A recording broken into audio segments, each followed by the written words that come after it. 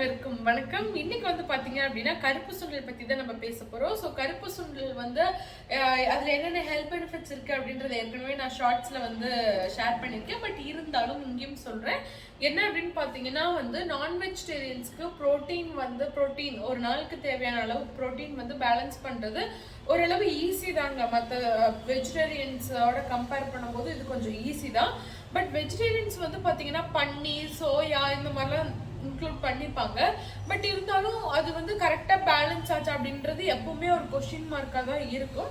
So உங்களுக்கு வந்து நிறைய பேருக்கு தெரிஞ்சிருக்கலாம். பட் ஒரு சிலருக்கு வந்து புதுசா இப்பதான் தெரிஞ்சுக்கிறீங்க அப்படின்னா அவங்களுக்கு வந்து நான் சொல்றது என்னன்னா, கருப்பு சுண்டல் இருக்கு இல்லைங்களா, ஸோ அதுலயும் வந்து பாத்தீங்கன்னா ப்ரோட்டீன் எக்கச்சக்கமா இருக்கு. ஸோ அதனால உங்களோட டயட்ல வந்து தாராளமா கருப்பு சுண்டல் வந்து இன்க்ளூட் பண்ணிக்கோங்க. ஸோ வந்து இப்போ பன்னீர் இதெல்லாம் வாங்குறது கூட கொஞ்சம் காஸ்ட்லி, தினமும் வாங்க முடியாது அப்படின்னு சொல்லலாம். பட் கருப்பு சுண்டல் வந்து பாத்தீங்கன்னா பன்னீரோட கம்பேர் பண்ணும்போது இது கொஞ்சம் ஓகே தான். ஸோ ஒரு 1/2 கிலோ 1 கிலோ வந்து வாங்கி வச்சுட்டு கொஞ்சம் கொஞ்சமா தினமும் ஊற வச்சுட்டு டீ டைம்லயோ இல்லைன்னா வந்து உங்களுக்கு லஞ்ச் டைம்ல எப்போ வந்து உங்களுக்கு கம்ஃபர்டபுளா இருக்குமோ அப்போ வந்து கொஞ்சமா வந்து உங்களுக்கு தேவையான அளவு ஒரு பவுல் அளவு நீங்க வந்து தாளிச்சு சாப்பிடலாம். இல்லைன்னா ஊற வச்சு அப்படியே கூட ஒரு சிலர்லாம் சாப்பிடுவாங்க. ஸோ உங்களுக்கு எப்படி பிடிக்குமோ அந்த மாதிரி செஞ்சு சாப்பிடுங்க. உங்க குழந்தைங்களுக்கு வந்து அவங்களுக்கு எப்படி பிடிக்குமோ, இப்போ வந்து இந்த மாதிரி சாப்பிட மாட்டேங்கிறாங்க அப்படின்னா ஃபர்ஸ்ட் வந்து ஏதாச்சும் வடை, நான் ஏற்கனவே வந்து ஃபலாஃபல் வீடியோ வந்து நான் உங்களுக்கு போட்டிருக்கேன். ஸோ அதுவே வந்து வெள்ளை சுண்டல் வச்சு நான் செஞ்சிருப்பேன். அது வந்து கருப்பு சுண்டல் கூட நீங்க வந்து சேஞ்ச் பண்ணி குட்டி குட்டியா வந்து நீங்க செஞ்சு கூட கொடுக்கலாம். ஸோ அந்த மாதிரி சாப்பிட்டு பழகிட்டாங்க அப்படின்னா சுண்டல் டேஸ்ட் எப்படியோ அவங்களுக்கு பிடிச்சது. ஒண்ணுமே சாப்பிடாம ஜங்க் ஃபுட்ஸா சாப்பிட்றதுக்கு இந்த மாதிரி அட்லீஸ்ட் வடை மூலியமா வச்சு கொஞ்சமா உள்ள அவங்களுக்கு ஹெல்த்தியான ஃபுட்டு போயிருக்கு அப்படின்ற ஒரு சாட்டிஸ்ஃபேக்ஷன் இருக்கும். ஸோ ஃபர்ஸ்ட் அந்த மாதிரி கொடுத்து பழகிட்டீங்க அப்படின்னா அதுக்கப்புறம் கொஞ்சம் கொஞ்சமா நீங்க ரீப்ளேஸ் பண்ணிக்கலாம் சுண்டலை. அவங்களுக்கு அந்த டேஸ்ட் பிடிச்சிருச்சு அப்படின்னாவே போதும்.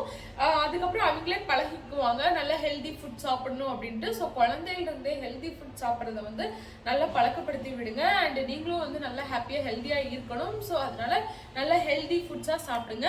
ஸோ ப்ரோட்டீன் உங்களோட டயட்ல வந்து நீங்க பேலன்ஸ் பண்ணணும் அப்படின்னு நீங்க நினைக்கிறீங்க அப்படின்னா தாராளமா கருப்பு சுண்டல் வந்து நீங்க உங்களோட டயட்ல இன்க்ளூட் பண்ணிக்கலாம். ஸோ இப்போ வந்து நான் ரொம்ப சிம்பிளா வந்து இந்த கருப்பு சுண்டலை வந்து எப்படி தாளிக்கிறது அப்படின்றத நான் இந்த வீடியோல ஷேர் பண்ண போறேன். ஸோ ஃபர்ஸ்ட் வந்து நான் நேற்று நைட்டே வந்து இது ஊற வச்சுட்டேங்க. ஸோ நல்லா ஊறிருக்கு. ஸோ இதை வந்து நான் நேற்று நைட்டே ஊற வச்சுட்டேன். ஸோ இது வந்து நம்ம நல்லா வாஷ் பண்ணிட்டு இந்த தண்ணியை வந்து நீங்க இன்க்ளூட் பண்ணிக்கூடாது, கன்சியூம் பண்ணக்கூடாது. ஒரு சிலர்லாம் என்ன பண்ணுவாங்க, ஊற வச்ச தண்ணியும் சேர்த்து குடிப்பாங்க. ஸோ இந்த மாதிரி ஊற வச்ச தண்ணியை குடிக்கக்கூடாது. இப்போ நம்ம குக்கர்லயே வச்சு விசில் விடுவோம் இல்லைங்களா, 3 விசில் 4 விசில் விடுவோம் இல்லைங்களா. ஸோ அப்போ வந்து அதுல மிச்சம் தண்ணி இருக்கும் பாருங்க, அதை வந்து நீங்க தாராளமா கன்சியூம் பண்ணிக்கலாம், சூப்ல இன்க்ளூட் பண்ணிக்கலாம், எப்படி வேணாலும். பட் ஊற வச்ச தண்ணியை வந்து நம்ம இன்க்ளூட் பண்ணக்கூடாது. ஸோ அதை வந்து நீங்க ஃபாலோ பண்ணிட்டு இருக்கீங்கன்னா அதை வந்து அவாய்ட் பண்ணிக்கோங்க. ஓகே, இங்க வந்து பாத்தீங்க அப்படின்னா சுண்டல் வந்து நான் ஊற வச்சிருந்தேன் இல்லைங்களா. ஸோ இதை வந்து நான் நல்லா வாஷ் பண்ணிட்டு க்ளீன் பண்ணி ஒரு 2 தடவை வாஷ் பண்ணிட்டேன்னு வச்சுக்கோங்களேன். வாஷ் பண்ணி இங்கே வச்சிருக்கேன். ஸோ இப்போ வந்து நம்ம அடுப்பை பற்ற வச்சுக்கலாம். இதுக்கப்புறம் இந்த சுண்டல் வந்து வேவுறதுக்கு தேவையான அளவு தண்ணி வந்து நம்ம ஆட் பண்ணிக்கலாம். தாராளமாக ஊற்றிக்கோங்க. ஸோ இது வந்து இந்த வாட்டர் வந்து நம்ம சூப்புக்கும் வந்து யூஸ் பண்ணிக்கலாம். ஸோ தாராளமாக இன்க்ளூட் பண்ணிக்கோங்க. ஓகே, தண்ணி வந்து பார்த்திங்கன்னா தாராளமாக போதும். நம்ம வந்து இப்போது அதுக்கு தேவையான அளவு உப்பு வந்து ஆட் பண்ணிக்கலாம்.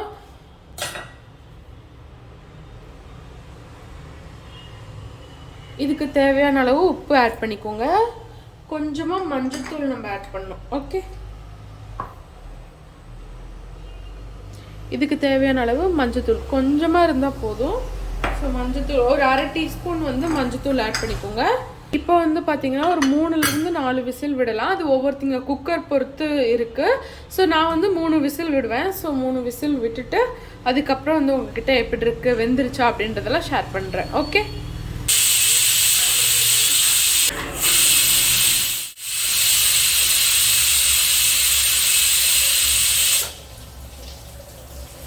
மூணு விசில் வந்துருச்சு. நானும் அடுப்பு ஆஃப் பண்ணிட்டேன். ஸோ விசில் அடங்கட்டும், அதுக்கப்புறம் நம்ம வந்து தாளிச்சிடலாம். ஓகே, இது வேகிற வரைக்கும் தான் டைமு. ஸோ அதுக்கப்புறம் இது விசில் அடங்கிருச்சு அப்படின்னா டக்குன்னு நம்ம 2 நிமிஷத்தில் வந்து தாளிச்சிடலாம். ஓகேங்களா? விசில் நல்லா அடங்கிருச்சு. ஸோ இப்போ வந்து இதை தாளிச்சிடலாம். ஸோ இப்போ வந்து வெந்துருச்சா அப்படின்றது நம்ம பார்ப்போம். பாரு நல்லா சூப்பராக வெந்திருக்கு. உப்பும் வந்து ஓகே போதும். உங்களுக்கு ஒரு வேளை உப்பு வேணும் அப்படின்னா தாளிக்கும் போது கூட நீங்கள் ஆட் பண்ணிக்கலாம். பட் இதுலேயே ஆட் பண்ணிட்டீங்கன்னா கொஞ்சம் நல்லாயிருக்கும்னு வச்சுக்கோங்களேன். எனக்கு வந்து இப்போ உப்பு கரெக்டாக இருக்குது. இதை வந்து நம்ம இப்போ தாளிச்சிடலாம். ஓகேங்களா? இந்த தண்ணியை வந்து நீங்கள் எடுத்து வச்சு சூப்புக்கு இல்லைன்னா ஏதாச்சும் நீங்கள் கிரேவி செய்கிறீங்க அதுக்கு வந்து தேவை அப்படின்னா நீங்கள் வந்து தாராளமாக இதை வந்து யூஸ் பண்ணிக்கலாம். நல்லா ரொம்ப ஹெல்தி, ரொம்ப நியூட்ரிஷியஸ். ஓகேங்களா? சரி, உங்களுக்கு எதுக்கும் தேவை இல்லை அப்படின்னு நீங்கள் நினச்சிங்கன்னா இந்த சுண்டெல்லாம் எடுத்து நீங்கள் தாளிக்க யூஸ் பண்ணிடுவீங்க இல்லையா? ஸோ அதுக்கப்புறம் அந்த தண்ணியை வந்து எடுத்து வச்சு அதில் வந்து இப்போ சூடாக தானே இருக்கும். இப்போ வந்து கொஞ்சமாக உப்பு உங்களுக்கு இது இருந்ததுன்னா ஓகே. இல்லை நீங்கள் இனிமேல் தான் உப்பு ஆட் பண்ணணுன்னா கொஞ்சம் உப்பும் மிளகுத்தூளும் ஆட் பண்ணி அதை கூட தாராளமாக குடிக்கலாம். சூப்பராக இருக்கும்.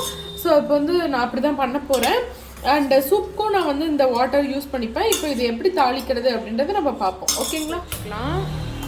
பற்ற வச்சு எதில் நீங்கள் சமைப்பீங்களோ அதை வந்து எடுத்து வச்சுக்கோங்க பாத்திரத்தை. இப்போது நான் கடல் எண்ணெய் யூஸ் பண்ண போகிறேன். ஸோ இந்த வாரம் கடல் எண்ணெய் வாரம், அதனால் கடல் எண்ணெய் வந்து நான் யூஸ் பண்ணிக்கிறேன். ஒரு டேபிள் ஸ்பூன் அளவு எண்ணெய் ஊற்றிருக்கேன். உங்களுக்கு எவ்வளோ எண்ணெய் யூஸ் பண்ணணுமோ அது வந்து யூஸ் பண்ணிக்கோங்க. ஸோ எண்ணெய் காயிட்டும், காஞ்சதுக்கப்புறம் நம்ம கடுகு போட்டுக்கலாம். நீங்கள் வந்து அந்த கடலைப்பருப்பு உளுந்து இதுவும் போடலாம். பட் நான் இன்றைக்கி வந்து அதை ஆட் பண்ண போகிறது கிடையாது. வெறும் கடுகு மட்டும்தான் நான் ஆட் பண்ண போகிறேன். ஸோ வந்து எண்ணெய் கொஞ்சம் சூடாகட்டும், அதுக்கப்புறம் நம்ம கடுகு ஆட் பண்ணலாம். அப்போ தான் வந்து டக்குன்னு பொறுப்புன்னு வரும். ஓகே, எண்ணெய் வந்து பார்த்திங்க அப்படின்னா நல்லா சூடாயிடுச்சு. கடுகு வந்து நம்ம ஆட் பண்ணிக்கலாம்.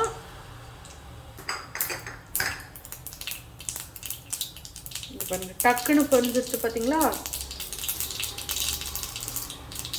இப்போ தாராளமாக வந்து கருவேப்பிலை ஆட் பண்ணிக்கோங்க. பெரிய வெங்காயத்தை வந்து நல்லா சின்னதாக அரிஞ்சு வச்சுருக்கேன். ஸோ அதை வந்து நம்ம ஆட் பண்ணிக்கலாம். நல்லா வதக்கிக்கோங்க. ஏற்கனவே நம்ம சுண்டலில் வந்து மஞ்சத்தூள் ஆட் பண்ணியிருக்கோம். ஸோ அதனால வெங்காயத்துக்கு தேவையான அளவு கொஞ்சமாக நம்ம வந்து ஆட் பண்ணிக்கலாம். மஞ்சளோட பச்சை வாசம் போகிற வரைக்கும் நம்ம அப்படியே வதக்குனா போதும். ஏன்னா வெங்காயம் வந்து ஏற்கனவே வதங்கிருச்சு. ஸோ இதோட பச்சை வாசம் ஒரு நிமிஷம் நீங்கள் வந்து வதக்குனீங்கன்னாவே போதும். இப்போ வந்து பச்சை மிளகா வந்து நான் சின்னதாக ரவுண்டாக வெட்டி வச்சுருக்கேன். ஸோ அது வந்து ஒரு 3 மிளகா நான் ஆட் பண்ணுறேன். கொஞ்சம் காரமாக சாப்பிடணும்னு போல தோணுது, அதனால நான் வந்து 3 மிளகா போடுறேன். உங்களுக்கு காரம் கம்மியாக வேணும்னா உங்களுக்கு காரத்துக்கு தகுந்த மாதிரி ஆட் பண்ணிக்கோங்க. ஏன்னா வந்து இப்போ நம்ம பச்சை மிளகா மட்டும்தான் காரத்துக்கு ஆட் பண்ணுறோம். இப்போ நம்ம வந்து இது மிளகாத்தூளோ வேறு எதுவுமே நம்ம ஆட் பண்ணல. இது ஒரு நிமிஷம் வதக்கினா போதும். அடுப்பு சிம்மில் வச்சுக்கோங்க. இப்போ நம்ம வேவிச்சு வச்சுருக்க சுண்டலை வந்து உள்ளே ஆட் பண்ணிக்கலாம்.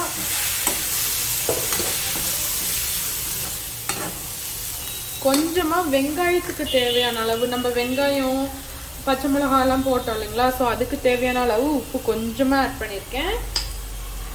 அது வந்து நீங்கள் சுண்டல் ஆட் பண்ணுறதுக்கு முன்னாடியே வந்து நீங்கள் ஆட் பண்ணிக்கணும்.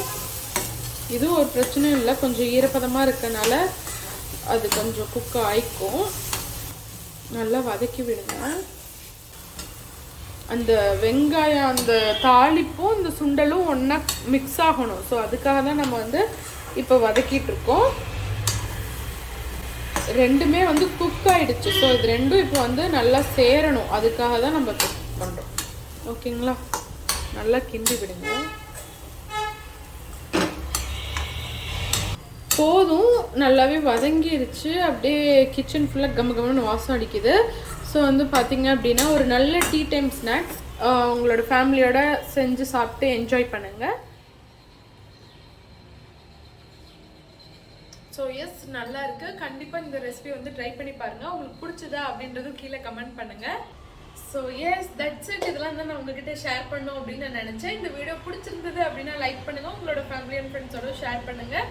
மறுபடியும் இன்னொரு இன்ட்ரெஸ்டிங்கான வீடியோவில் வந்து உங்களை மீட் பண்ணுறேன். அது வரைக்கும் பாய், நன்றி, வணக்கம்.